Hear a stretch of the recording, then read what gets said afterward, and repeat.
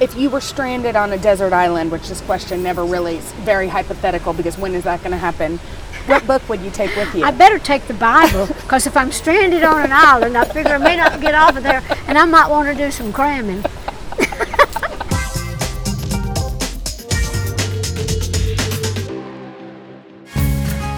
This is Open Book, and I'm here with Dolly Parton talking about things we both love, books. I spend so much time reading. I mean, I must read at least 50 books a year. People say, when do you have time to read?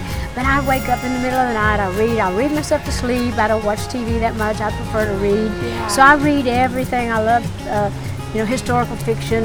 I read everything in Reese Witherspoon's book club. I know Reese Witherspoon has a good book club. I know. So whatever the new books are, whatever's on the New York Times best-selling list, I love to read that. And I study religions of the world too, just out of curiosity. I like to know how other people live, how they think, and all that. Where did you get this love of reading? Where did you inherit it from? I think Mom used to read to us all the time from the Bible, and I remember loving, fairy tales, because my mind was such a fantasy, and I loved all that. So I learned to read really early on, and I just read everything I can get my hands on. So what are some of your favorite books? We were saying earlier that's a hard question. It is hard because you can't remember everything you've done. Like I don't remember anything I've read. Yeah, it's like the Count of Monte Cristo has always been. And I read a lot of the old classics, things that I didn't get to read when I was young. Yeah. So I'm really, loving going back and reading a lot of that. I have a favorite Southern writer named Lee Smith. She writes all these great stories about country people, mountain people. So I'm really drawn to Southern writers as well. You've started the Imagination Library, which has given millions, right? How many books? Am I telling you right? I think now we're like 115 million books that's a lot of books. That's a lot of kids. But we're really happy about that, because these are not just, a lot of people think these are books just for poor children. These are books for all children. The parents don't have to do a thing, but go sign up. It doesn't cost you anything. It's funded by the communities, different businesses. I do concerts and make donations and all that, but we're just so happy to get books in the hands of children, because even if you can't afford to go to college or get a big education, if you can read, you can, educate yourself.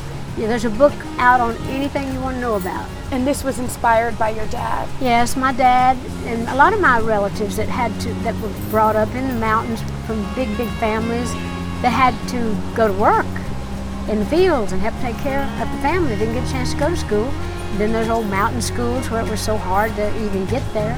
So my dad was the smartest person I ever knew, but he couldn't read and write, and that always bothered him and troubled him. So I wanted to do something so my dad could be proud to help me with it.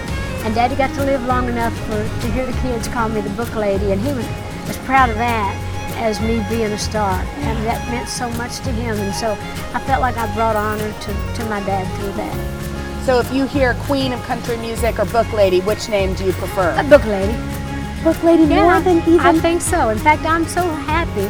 This is probably one of the greatest things. Well, I love the music, and I'll already naturally be known for that, because that's how I have the opportunity to do all these other things because of my stardom, and it all started with a song. I love to sing, I love to write. But I have loved doing this for the kids. I just think there's nothing more important than our little kids, to make an impression on them when they're young and to teach them the right things, early on. Mm-hmm. So if you were stranded on a desert island, which this question never really is very hypothetical because when is that going to happen? What book would you take with you? I better take the Bible, because if I'm stranded on an island, I figure I may not get off of there, and I might want to do some cramming. That's a good choice. Okay. I think I'll follow you in that. What about, do you like mysteries or romances better? Oh, I love romances too. I even love those drugstore books too. I love the romance, but I like the mysteries too. Mm-hmm. But I just love all kinds of books. It just depends, because I have friends, we swap books all the time. People say, oh, I just read a good book, and so I'll say, yeah, I did too, so I'll send that off. And so my sisters and I swap books, so whatever we're reading, it's like we enjoy it. Where's your favorite place to read?